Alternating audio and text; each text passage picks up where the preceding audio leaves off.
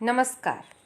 Dholka education society સંચાલિત શ્રી શિવ શાસ્ત્રી અધ્યાપન મંદિરની અધ્યાપિકા હું રેખાદેવી સિંઘ ડીએલએડ દ્વિતીય વર્ષની તમામ તાલીમાર્થી બહેનોનું આ વિડીયોમાં સ્વાગત કરું છું.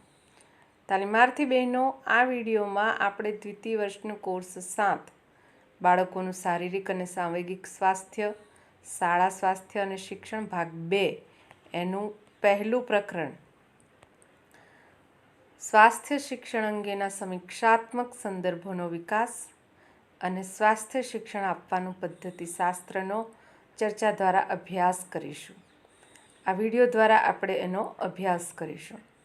તાલીમાર્થી બહેનો, આ અગાઉ આપણે પ્રકરણ 1ના કેટલાક મુદ્દાઓનો અભ્યાસ કરેલ છે. એ મુદ્દાઓ આપણે સૌપ્રથમ એને યાદ કરી લઈએ. તો સૌપ્રથમ પ્રસ્તાવના, બીજો મુદ્દો ઉદ્દેશો, ત્રીજો મુદ્દો વ્યક્તિના પરિવર્તન માટે સ્વાસ્થ્ય શિક્ષણ અંગેની સંકલ્પના પર ચિંતન અને સ્વાસ્થ્ય પ્રત્યાયન અભિગમ. એનો અભ્યાસ આપણે એના 7 પેટા મુદ્દાઓ દ્વારા કરેલ છે અગાઉના વિડીયોમાં. ત્યારબાદ આપણે ચોથો મુદ્દો સ્વાસ્થ્ય શિક્ષણના અભિગમોના ઉદાહરણો, જેમાં એકલવ્ય સંસ્થા મધ્યપ્રદેશમાં આવેલી છે તે, FRCH મહારાષ્ટ્રમાં, શાળા આરોગ્ય શિક્ષણ project Karnataka, Swami Vivekananda youth movement, અને 5મું જે છે પર્યાવરણીય સ્વચ્છતા સંસ્થાન સુગડ ગુજરાત રાજ્ય. એનો અભ્યાસ આપણે અગાઉના વિડીયો દ્વારા કરેલ છે. તાલીમાર્થી બહેનો, આ વિડીયોમાં આપણે 5મો મુદ્દો શાળા સ્વચ્છતાનો અભ્યાસક્રમ CBSE, જેનું ફૂલ ફોર્મ છે central board of secondary education, અને અન્ય સૈદ્ધાંતિક રૂપરેખાઓ. તો આ 5મો મુદ્દો જે છે એનો અભ્યાસ પણ આપણે એના પેટા મુદ્દાઓ દ્વારા કરવાનો છે. તો એમાં આપણે અત્યારે સૌપ્રથમ જે પહેલો પેટા મુદ્દો છે, અભ્યાસક્રમ નિર્માણના નિર્દેશક સિદ્ધાંતો, એનો અભ્યાસ કરીશું. તો આ બાબતે ટૂંકમાં ચર્ચા કરીએ તો જે અભ્યાસક્રમનું નિર્માણ કરતી જે સંસ્થા છે NCF, નેશનલ, એટલે કે એનું ફૂલ ફોર્મ છે નેશનલ કરિક્યુલમ ફ્રેમવર્ક. હવે આ જે NCF છે એનો દસ્તાવેજ એ અભ્યાસક્રમ નિર્માણના 4 એટલે કે 4 નિર્દેશક સિદ્ધાંતો સૂચવેલા છે. તો આ NCFના ડોક્યુમેન્ટમાં અભ્યાસક્રમના જે 4 નિર્દેશક સિદ્ધાંતો સૂચવ્યા છે એ કયા કયા છે એ જોઈએ. તો પહેલો સિદ્ધાંત છે, નિર્દેશક સિદ્ધાંત છે, જ્ઞાનને શાળાની બહારના જીવન સાથે જોડવું.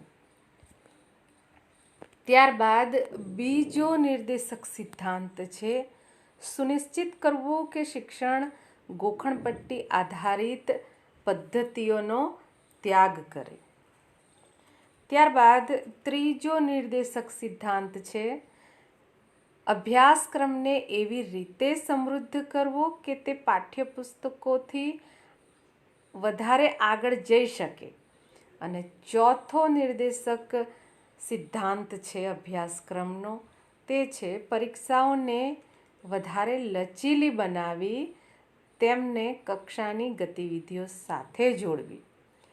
તો અહીંયા તાલીમાર્થી બહેનો આપને એવો પ્રશ્ન પૂછી શકે છે કે NCFનો જે ડોક્યુમેન્ટ છે અથવા તો દસ્તાવેજ છે એમાં અભ્યાસક્રમ નિર્માણના નિર્દેશક સિદ્ધાંતો કેટલા અને કયા કયા છે તે લખો. તો આપે આ જે જવાબ છે અહીંયા જે દેખાય છે આપને એ લખવો પડે. અને આ પ્રશ્ન જે છે એ તમને 3 માર્ક્સમાં એટલે કે 3 માર્ક્સનો પૂછી શકે છે. તો આ બાબતને ધ્યાનમાં રાખજો. તો અહીંયા આપણે અભ્યાસક્રમ નિર્માણના જે NCF નેશનલ કરિક્યુલમ ફ્રેમવર્ક એના ડોક્યુમેન્ટમાં જે 4 નિર્દેશક સિદ્ધાંતો સૂચવેલા છે એની આપણે ચર્ચા કરી. હવે આપણે થોડીક સામાન્ય ચર્ચા કરી લઈએ આ બાબતે. તો આપણે સૌ જાણીએ છીએ કે સ્વાસ્થ્ય એ બહુઆયામી સિદ્ધાંત છે અને તે જૈવિક, આર્થિક, સાંસ્કૃતિક તેમજ રાજનૈતિક તત્વોથી નિર્ધારિત થાય છે. તો અહીંયા બહુઆયામી કઈ રીતે? બહુઆયામી એટલે કે એક કરતાં વધારે વિષય સાથે જોડાયેલી અથવા તો બાબતો સાથે જોડાયેલી, એટલે કે એક કરતાં વધારે સિદ્ધાંતો સાથે જોડાયેલું છે. હવે આમાં જે પાયાની આવશ્યકતાઓ છે એ કઈ કઈ છે એ જો આપણે અહીંયા એની ચર્ચા કરીએ તો કે ભોજન, પાણી, ઘર પ્રભાવિત, એટલે કે આ બધી બાબતો જે છે એ પ્રભાવિત કરે છે. અને સાથે સાથે જેને કહેવાય કે એ પોષક તત્વોની ઉપલબ્ધ થતાં, એટલે કે તે પોષક તત્વોની ઉપલબ્ધતા દ્વારા પ્રભાવિત થાય છે. એટલે કે એ ઉપલબ્ધ થાય, આ જે પોષક તત્વો છે એ પોષક તત્વો ઉપલબ્ધ થાય એના દ્વારા પ્રભાવિત થતી હોય છે. એટલે કે પાણી, ભોજન અને ઘર એ પાયાની જ આવશ્યકતાઓ છે મનુષ્ય જીવન માટે. તો સ્વાસ્થ્ય એ બાળકના સમસ્ત વિકાસનું સૂચક હોય છે અને તે મહત્વપૂર્ણ રીતે નામાંકન, શાળામાં ઉપસ્થિતિ તેમજ શિક્ષણ પૂર્ણ કરવા માટે પ્રભાવિત કરે છે.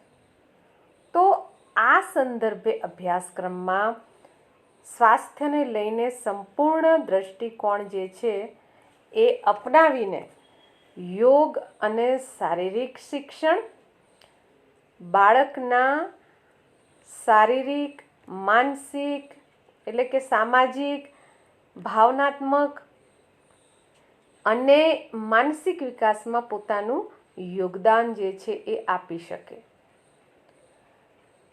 હવે આપણે જે ચર્ચા કરવાની છે એ આ અભ્યાસક્રમ નિર્માણના નિર્દેશક સિદ્ધાંતો જે છે એની તો કરી, પણ એ કઈ રીતે જેને કહેવાય કે પ્રભાવિત થાય છે, કઈ કઈ બાબતોને લીધે પ્રભાવિત થાય છે એ બાબતોની આપણે અહીંયા ચર્ચા કરી રહ્યા છે તાલીમાર્થી બહેનો. તો એમાં જે છે સ્વચ્છતાની બાબતને લઈએ તો કુપોષણ અને સંચારી રોગો એનો જો સામનો આ દેશમાં જે બાળકો કરતા હોય છે, એટલે મોટે ભાગે જેને કહેવાય કે બાળકોને કરવો પડતો હોય છે. તો એમાં પૂર્વ પ્રાથમિક શિક્ષણથી લઈને ઉચ્ચ માધ્યમિક સ્તરના શિક્ષણ સુધી એટલે કે પૂર્વ પ્રાથમિક શિક્ષણના બાળકોથી લઈને ઉચ્ચ માધ્યમિક સ્તરના જે શિક્ષણ સુધીના બાળકો છે એ લોકોને કરવો પડતો હોય છે, એટલે કે સામનો કરવો પડતો હોય છે. કોનો? તો કે કુપોષણ અને સંચારી રોગોનો.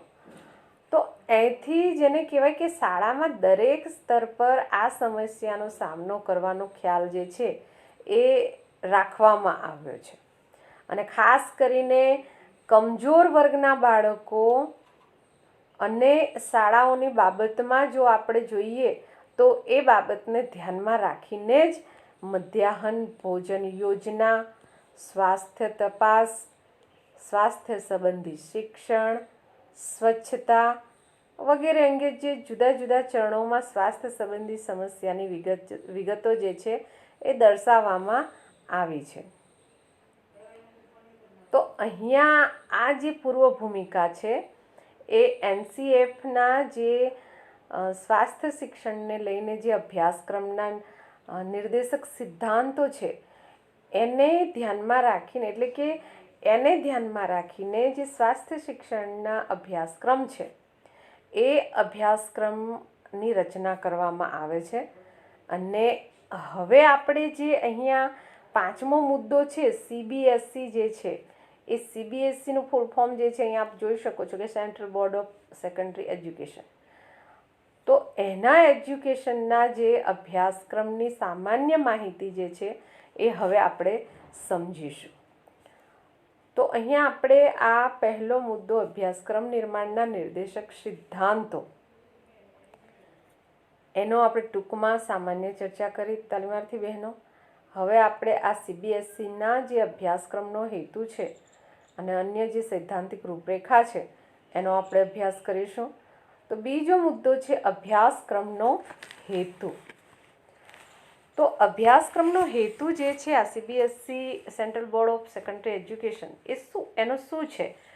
તો કે બાળકોને જરૂરી સૈદ્ધાંતિક અને વ્યવહારુ માહિતી આપવી, જેથી બાળકો સ્વાસ્થ્ય અને શારીરિક શિક્ષણના હકારાત્મક વલણો, મૂલ્યો અને કૌશલ્યો વિકસાવી શકે, જે તેઓને પ્રાથમિક, માધ્યમિક અને ઉચ્ચ માધ્યમિક સ્તરે ઉપયોગી થશે. તો અહીંયા આપણે આ પાંચમા મુદ્દાનો બીજો પેટા મુદ્દો અભ્યાસક્રમનો હેતુ એની આપણે ચર્ચા કરી. અહીંયા આ હેતુઓ છે તાલીમાર્થી બહેનો. હવે આપણે આ પાંચમા મુદ્દાનો ત્રીજો પેટા મુદ્દો અભ્યાસક્રમની વિષય વસ્તુ એનો અભ્યાસ કરીશું. તો અભ્યાસક્રમના વિષય વસ્તુમાં કઈ એટલે કે જે આ સ્વાસ્થ્યનો વિષય છે, સાકેનો વિષય છે, એમાં કઈ વિષય વસ્તુઓનો સમાવેશ કરવામાં આવેલો છે એ બાબતની અહીંયા ચર્ચા કરવાની છે. તો અહીંયા જે પહેલું વિષય વસ્તુ છે એ છે અમે અમારું પર્યાવરણ. તો જેને અંગ્રેજીમાં કહેવામાં આવે છે વી એન્ડ અવર એન્વાયરમેન્ટ.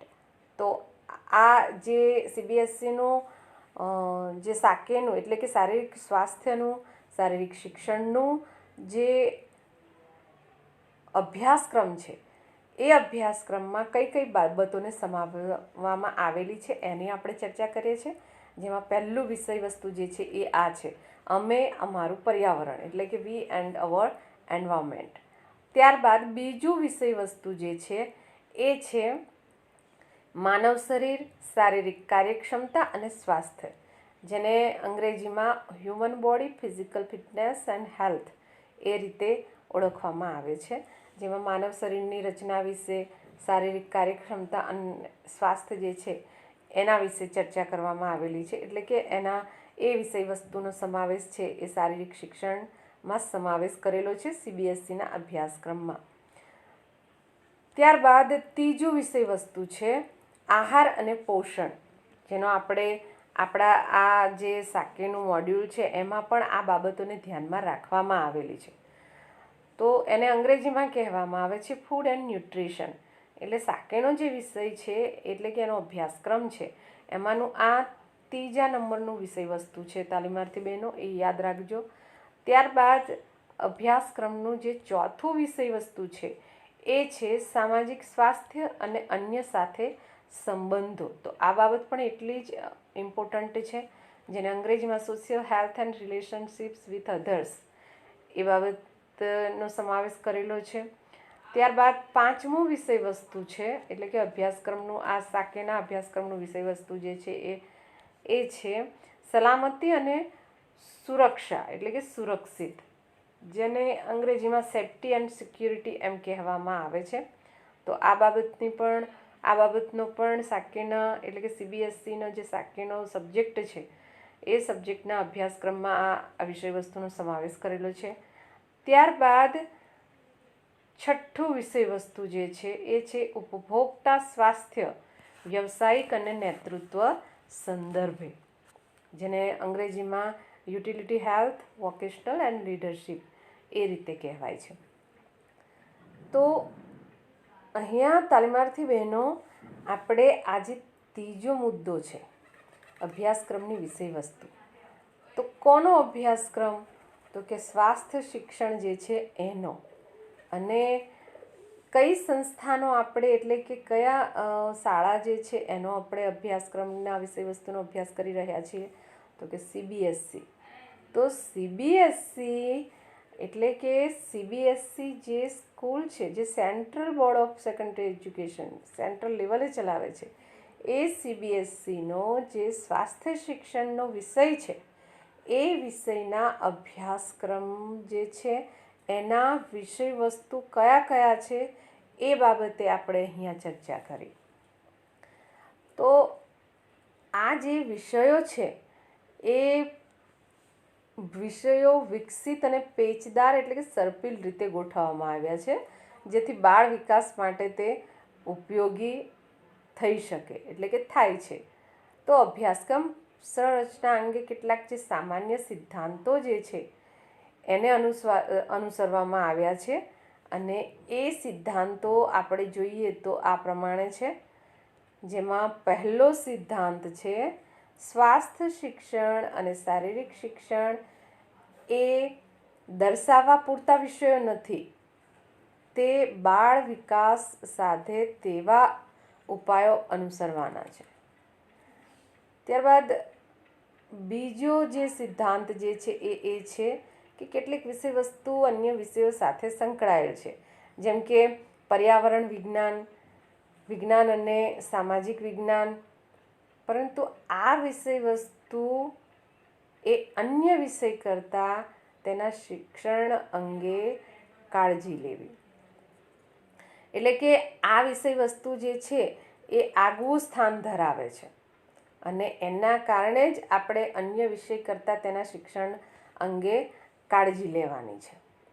ત્યારબાદ ત્રીજો જે સિદ્ધાંત છે એ છે કે શૈક્ષણિક અનુભવ ધરાવતા બિન સરકારી સ્વૈચ્છિક સેવકો, શિક્ષકો, કેળવણીકારોની સેવા લેવી.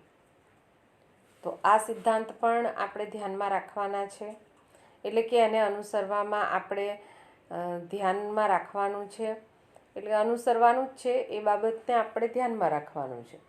ત્યારબાદ ચોથો સિદ્ધાંત જે છે આપણે અનુસરવાનો છે એ છે કે અભ્યાસક્રમની સંરચના કરતી વખતે જે ICDS છે એ મધ્યાહન ભોજન યોજના કાર્યક્રમ, HIV અથવા તો એડ્સ જેને આપણે કહીએ છીએ એ, અને માદક દ્રવ્યના વ્યસનના જે મુદ્દાઓ છે એ પણ આપણે ધ્યાને લેવાના છે.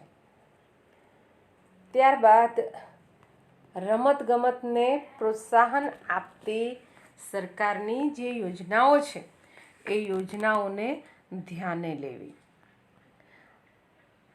આ વિષયના અસરકારક શિક્ષણ અંગે તાલીમાર્થી બહેનો આપણે પાઠ્યપુસ્તકો, કાર્યપુસ્તકો, કાર્યક્રમો, સંદર્ભ પુસ્તકો બાળકો અને શિક્ષકો માટે તૈયાર કરવા એમ પણ અભ્યાસક્રમમાં જણાવવામાં આવેલ છે. તો અહીંયા તાલીમાર્થી બહેનો આપણે આ પાંચમો મુદ્દો શાળા સ્વચ્છતાનો અભ્યાસક્રમ CBSE central board of secondary education અને અન્ય સૈદ્ધાંતિક રૂપરેખાઓનો અભ્યાસ આપણે એના 3 પેટા મુદ્દા દ્વારા કર્યો.